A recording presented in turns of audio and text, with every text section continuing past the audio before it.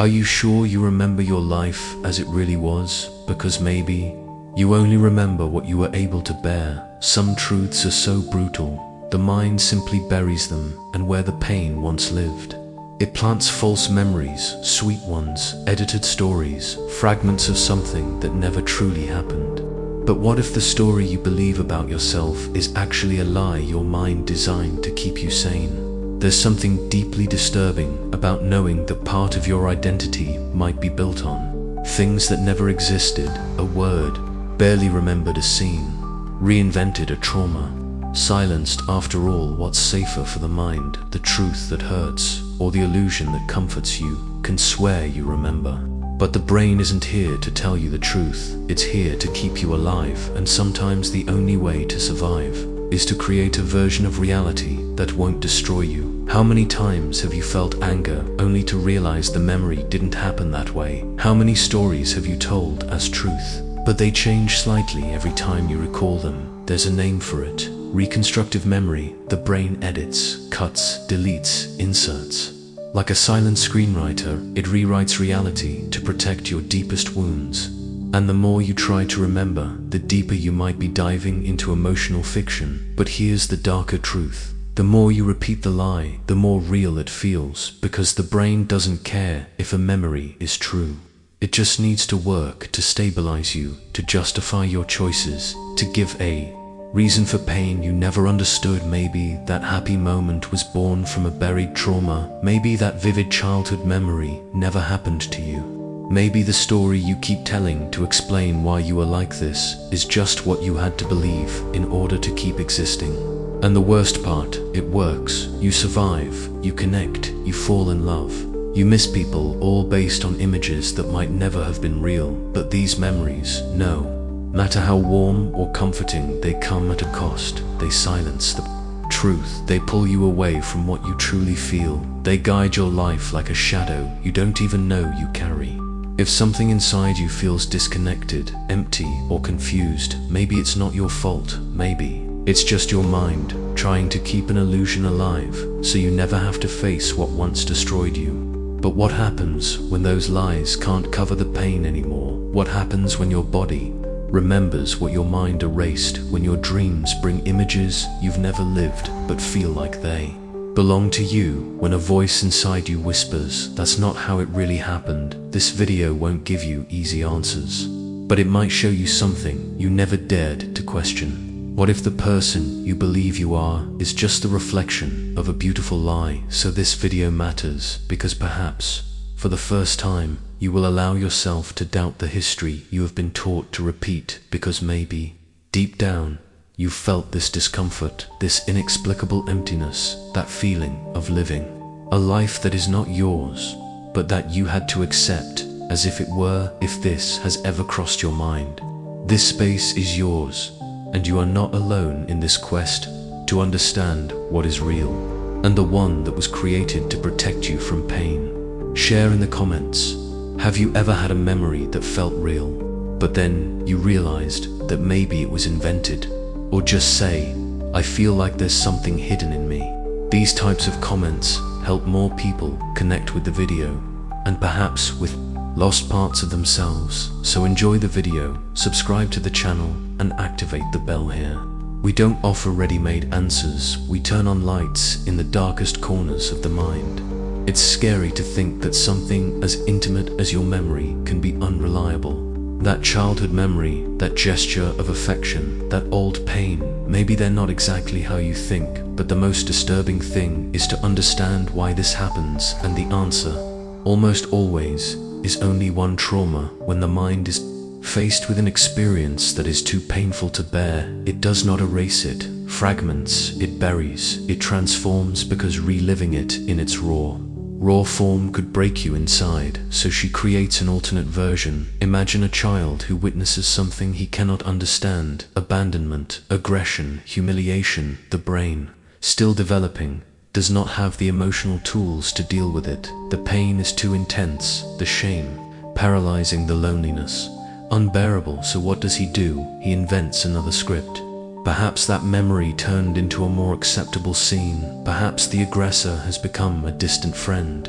Maybe the child forgot what he felt and only kept what it was possible to retain without collapsing the pain. Then, hid behind an image that she came to call truth. This is how repression generates reconstruction, and from this, illusion is born. The mind begins to glue fragments of other memories, sounds, smells, loose phrases, and builds a narrative coherent enough to keep the structure running. But this narrative is not real, it is functional, and because it is functional, it survives decades later. That same person may say my childhood was normal, but behind this phrase there is an echo, a hole, an absence of details. Because the brain doesn't want to remember, he can't remember. To remember would mean to relive. This process is not pathological, it is a defense, and neuroscience already has a name for this dissociative, traumatic memory. This is when trauma stores itself differently in the brain, out of order, disconnected from temporal logic, devoid of language. It does not appear as a clear image. It returns as a sensation, as emptiness, as nameless anxiety, and then something even more sinister happens. You start acting, choosing, loving, and running away, based on something you don't remember, but it's there shaping every step you take. And to cope with this, the mind creates layers of substitute memories. You remember what you need to remember, you forget what you can't face, and you make up what makes your story more tolerable. This invention is not conscious, it is a trick of the unconscious, and it is efficient. But it doesn't always work forever. There comes a time when reality begins to knock on the door. A smell activates a flash, a phrase arouses discomfort, a person makes you feel it all over again for no apparent reason. And you start to ask yourself, why am I like this? The answer often lies in what you don't remember, or worse, in what you believe you remember, but it never happened. The mind can create a fond memory of someone who has hurt you. It can erase a face and leave only a feeling. It can turn a traumatic scene into something neutral, unimportant. And you live as if you were at peace with the past, but the body knows that it is not. Because the body does not forget, he guards it, signals with crises, anxieties, affective blockages, sabotage, and the mind, desperate to maintain the illusion, keeps recreating versions of the story like an emotional patchwork full of holes and sloppy seams. That's why you feel like something doesn't fit. That's why you repeat patterns without understanding. That's why you may be stuck in a script written by a trauma you don't remember experiencing. And if that's true, who would you be without this script? Comment below. I feel that something in me has been forgotten. Or just, I've ever wondered if my story is real. These comments are not just interaction, they are small acts of courage, fragments of memories that maybe, together, begin to reveal themselves. And if you still believe that your version of the story is unquestionable, the next block will show you that the mind lies for love. Or out of pure fear, have you ever stopped to think that everything your mind hides, does she hide it for love? It may seem strange, but that's how it works. The human mind is not programmed to show you the truth. It's made to keep you alive, and sometimes that means keeping you blind. When you were a kid and something hurt you, you didn't have the tools to deal with it. You didn't know what emotional pain was. You had no words for the abandonment, for the veiled abuse, for the cutting silence of someone who was supposed to protect you. Then your mind, like an invisible shield, went into action. She did what she does best, protect you from the unbearable. But this protection comes at a cost. It lies, it makes you forget, it makes you reinterpret it, creates a storyline where you're not the victim, or sometimes where you're the culprit, because if it's your fault, it hurts less than admitting that whoever should love you hurt you. This is the paradox of protection, the emotional lie that is born out of the mind's love for you, or from the deep fear that you couldn't bear to know the truth. And then you grow, you begin to relate, to search for meaning, to ask yourself, why do I feel so wrong, even when everything is right? The answer is there, hidden behind the scenes of consciousness. The mind created filters, censored parts of the story, distorted memories, not out of malice, but because it thought you wouldn't survive the real thing. This distortion is not a flaw, it is a survival technology, a sophisticated mechanism that evolution has shaped over the centuries. But here's the problem. What protected you back there imprisons you now. You continue to be guided by a false narrative. You avoid people who unconsciously remind you of that old threat. You repeat patterns because your unconscious is still trying to correct the past. You sabotage yourself because your mind has not yet understood that the danger has passed. And she doesn't understand because you never confronted what she tried to hide from you. Manufactured memory is not just a detail, it becomes the foundation of your identity. You build yourself on it.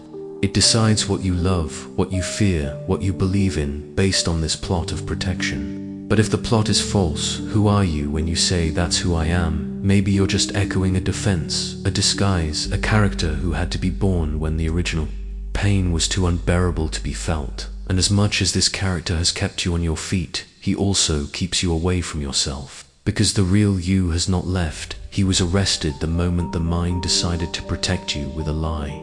It is at this point that the paradox is revealed. Protection has become a prison, love turned into oblivion. The mind that lied out of compassion now lies by inertia. And maybe that's why you feel like something is missing. No matter how much you achieve, how much you understand, how much you evolve, something remains empty because no invented memory can fill the space of truth. And the truth doesn't have to be pretty, it needs to be yours. But to access it, you will have to do what scares you the most, doubt what you have always called real. Look inside without filters, be suspicious even of your own past, not to destroy it, but to recover the parts of yourself that were frozen at that point where the pain was censored. It is in this process that healing begins, when you allow the truth to come, when you stop protecting the lie, when you say to your mind, I can handle it, you can show me, and yes, that's terrifying. Because maybe you'll find that the one you believed you loved was the same one that hurt you. That the person you think you've forgiven never was truly confronted. That the memory that sustains you is made of smoke. But in that shock there is liberation, because it's only when the lie falls that your true self begins to breathe. And all this is not just theory. There are real cases. People who have lived entire lives stuck in false memories, who were only able to free themselves when they had the courage to revisit the past, not as victims, but as seekers of truth. And it is about these cases, disturbing, shocking, but profoundly human, that we will talk about in the next block. Comment below, I'm ready to remember, or if you are not yet, my mind still protects me. Because just the act of writing this, it is already the beginning of liberation. Science has already proven what once seemed unthinkable. It is possible to remember in vivid detail something that never happened. And we're not talking about daydreams, confused dreams, or slight distortions. We are talking about complete memories with smell, color, emotion, context that were created by the mind as a way to protect or adapt the narrative itself. The technical name for this is false memory, and perhaps of all the defense tools of the human brain, this is the darkest, because it convinces you that something is real when it is only necessary. One of the most famous cases is that of psychologist Elizabeth Loftus, one of the world's leading experts on memory distortions.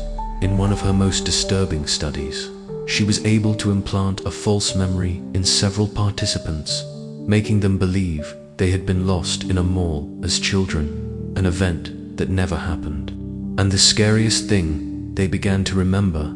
They remembered the mall, the strange man who helped them, what they felt, the fear, details that have never been mentioned by anyone, all constructed by the mind as if it had been true. This shows how malleable, influenceable, moldable memory is, especially when associated with intense emotions, emotional fragility, and authority figures. Now imagine this happening not in a laboratory, but in your life. Imagine that someone convinced you as a child that you were difficult, problematic, and you grew up believing that, even without remembering exactly when you heard those words, but they became part of your identity. And they became memories, not of facts, but of internalized sensations, or the other way around. Someone hurt you deeply, but always said they did it for love. And then, to make sense of that pain, your mind rewrote the scene. You remember it fondly, but you feel pain. You say you were cared for, but you never felt safe. This internal contradiction, it is the echo of the invented. Memory trying to sustain the false narrative. There are also extreme clinical cases. People with dissociative disorder, such as dissociative identity disorder, report memories that don't fit with their lives. Memories of traumas that only surface at specific moments or through alternative personalities that emerge as a response to severe abuse. The mind, in these cases, literally splits consciousness into pieces and assigns different memories to each part. What do these stories have in common? The need to protect the core self, the urgency of maintaining psychic functioning, even if it costs the truth. And that's not crazy, it's neuroscience. It's the way the hippocampus, amygdala, and prefrontal cortex interact in high-stress situations. The brain chooses what to remember and what to create. Other research done at Harvard showed that even eyewitnesses, people who saw a crime happen, can have their memories altered by simple external suggestions. A word exchanged, a tone of voice, one detail added, and the memory is reconfigured. Now think if this can happen with recent, clear, rational events. What about your childhood memories? Those phases when your brain was still learning to distinguish what was real from what was symbolic. How many of your certainties were influenced by looks, phrases, gestures, absences? How many times have you said, "I remember that perfectly," but can't remember how you felt at that time? Emotional memory is deeper than narrative memory. And when there is a conflict between the two, when you remember a fact but feel something completely different, it is a sign that history may have been rewritten for protection, or out of fear, or because someone needed you to believe that version. Now imagine the impact of this on your current decisions. If you avoid intimacy because it's always been like this, is this true, or did you create this justification to avoid touching the original trauma? If you don't trust anyone because you remember being betrayed, do you really remember, or do you just carry the feeling left by something your mind has hidden? These questions are not rhetorical, they are invitations to investigate yourself with courage, with compassion, with brutal honesty, because as long as your memories are sacred and untouchable, you will be a prisoner of them. But when you understand that even your memory can be a construct, you begin to free yourself from the narrative that imprisons you. And it is not a question of doubting everything, but of allowing what you feel, even if without logical explanation, to have a voice. Because sometimes the body remembers what the mind has erased, and it is in this space between what was felt and what was told that the truth is hidden. In the next block, we'll dive into the silent consequences of living based on false memories. And you'll realize that some of the decisions you make today, maybe they were written by someone you don't even remember being anymore. Comment below. Now I question what I remember. Or simply, what if none of this is real? You've already made a decision, and the next second you felt something was wrong, but you couldn't explain why. Perhaps that choice seemed rational. Perhaps it had logic, arguments, even good intentions, but in the background there was a noise. A feeling that you were repeating yourself, falling into the same cycle, running away from the same things, unconsciously seeking the same end. This is the invisible impact of false memories. You act believing that you are being free, but it's just reacting to something that hasn't always happened, or worse, reacting to what your mind said happened and that you never had the courage to confront. Think about how you choose the people you approach. You may say that you like people who care, but in fact you are looking for someone to fill an absence left by an unresolved childhood affection, someone who reminds you of a love that was denied or distorted, and that your mind has made up as normal. You believe you are choosing, but it is obeying an invisible script, and that script may have been written by a memory you invented to survive. This kind of influence happens in layers. You decide the course of your career, avoid certain environments, accept emotional crumbs, all based on premises that seem obvious, but that were based on distorted memories, masked traumas, or inherited narratives. Like that mental voice that says, "You've never been good at this, but where did this come from? Did you really fail? Or was it someone at a specific time who made you feel this way?" Someone whose opinion has become true, someone who marked you so deeply that your mind recorded that scene as absolute. Reality, even if it has been misinterpreted or has not even existed, as you remember, the problem is not the memory, that's what you did to her. How she shaped your beliefs, how she defined your limits, how it has become an internal parameter for what you deserve or don't deserve. You live within that frame, and the most disturbing thing is that as long as you don't look at these mental constructs with brutal honesty, you will continue to make decisions that reinforce the pain unconsciously. You will sabotage yourself. You will put yourself in situations that prove again and again what you believe to be true about yourself, even if it's a lie. Psychology calls this the repetition compulsion. The unconscious creates opportunities to relive the original trauma in the hope that this time the outcome will be different. But as long as the memory is tampered with, the outcome will always be the same. You annul yourself to please. You attack before you are hurt. You abandon so as not to be abandoned. You live between emotional repetitions that have been taught by manipulated memories, and that's devastating because it takes away your freedom. It robs you of your authenticity, and it builds a version of you that is not whole, it's just adapted. This adaptation comes at a price. You feel an emptiness that you don't know how to name. You feel that you are always one step behind your own life, as if you have a filter between you and the world. As if there was a distance between who you are and who you should be. This space is occupied by false memories, and the most dangerous thing is that they don't look fake. They have texture, emotion, logic. But what is missing is soul. Emotional integrity is lacking. It lacks that sense of raw truth, which, even painful, aligns everything inside. That's why so many people feel lost, even surrounded by stability, because they live under internal guidelines that were not chosen. They were inherited from past pains, from old silences, from adulterated versions of their own history.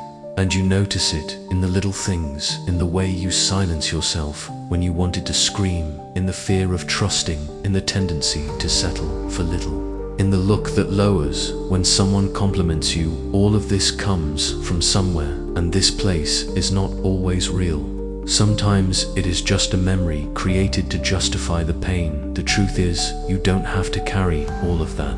But as long as you don't revisit the foundations of your personal narrative, you will continue to react to the world as if you were still stuck in that old version, the one that your mind invented when you could not bear reality. In the next block, we're going to talk about the reverse path, how to deprogram these false memories, how to access what has been repressed, and how to start building an identity that is not based on defense, fear, or fantasy, but in truth. Comment here, I feel that my decisions are not mine. Or I want to find out who I am without these stories, because just writing this, you are already starting to get out of the invisible prison that has been with you for so long. Most people spend their lives trying to remember, but few have the courage to doubt. Doubting one's memory is not an act of weakness, it is a radical gesture of lucidity, because it means questioning what you have always used as a basis for existing. It means saying, I want to know what's behind the story I've always been told, including the one I've told myself. This is where healing begins. Not when you force the mind to remember, but when you start allowing the body to speak, when you feel something strange in front of a memory and do not try to rationalize. When you realize that that moment that should have been happy causes you discomfort. When you look back and start to see cracks in what seems solid. This is the moment when the shell begins to give way. The version that protected you for so many years begins to tremble, and silence arises, the discomfort, the confusion. But that's also where something new can be born, what many call an existential crisis. It is, in fact, a collapse of the lie. It is when your soul refuses to continue sustaining versions that no longer fit. That's when you realize that living adapted is not the same as living whole, and then, for the first time, you allow yourself not to know. You let the false memory slip through your fingers, and you begin to hear not what the mind remembers, but what the heart still feels. And then things begin to emerge, disconnected sensations, fragmented Seems images without context, but with an unmistakable emotional weight, and you understand the pain has not gone away, she was just hiding, and now she wants to be seen. The healing process is brutally honest. It has no glamour, there is no guaranteed happy ending. But there is something more valuable, internal freedom, because when you look at what the mind has tried to bury, you begin to reconnect with parts of yourself that have been frozen in time, the child who could not cry, the teenager who was ignored, the adult who learned to shut up. All of these versions of you are still there waiting to be seen. And when you find them, you don't have to recreate the past. You just acknowledge that it shaped you, but it doesn't define you anymore. Memory, as false as it may have been, fulfilled its role. She protected you, she kept you alive. But now, it no longer serves. Now you can choose something different. You can build new conscious memories. You can decide based on how you feel today, not what was distorted yesterday. You can look into the mirror of your mind and say, thank you for keeping me safe, but I don't need to lie to myself anymore. This is the turning point, the place where healing begins, and it doesn't come with a big bang. It arrives in silence, in tears, released for no apparent reason, in deeper breaths on sleepless nights that for the first time do not scare, they only ask for presence. You begin to live in the now, without carrying the script of the before. You begin to feel without fear of getting lost. You begin to love without the urgency to protect yourself. And above all, you begin to remember of what is truly yours. True memory doesn't have to be perfect, it just needs to be whole, even if fragmented, even if painful. Because it is in recognized pain that legitimate healing is born. And it is in the confrontation with the shadow that the most authentic light emerges. So yes, you can go on living as you have always lived, or you can do something rare, brave, transformative. Doubt the story you've been told and start writing your own comment. Below, I choose to remember with truth. All my healing began with a doubt. And if this video touched on something you can't explain, maybe it's because your mind is finally allowing you to see, not all at once, but enough to take the next step. If you've made it this far, it's because something inside you is asking to be seen. Maybe you don't know exactly what.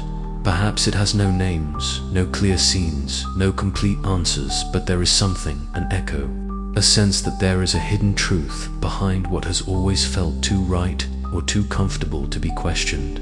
And just staying until the end of this video, you've already done more than most. You didn't run away, you heard it, you felt it. And that matters, because the path of healing, of rebuilding, of reconnecting with who you really are, it begins with a simple and devastating step: daring to doubt one's own history.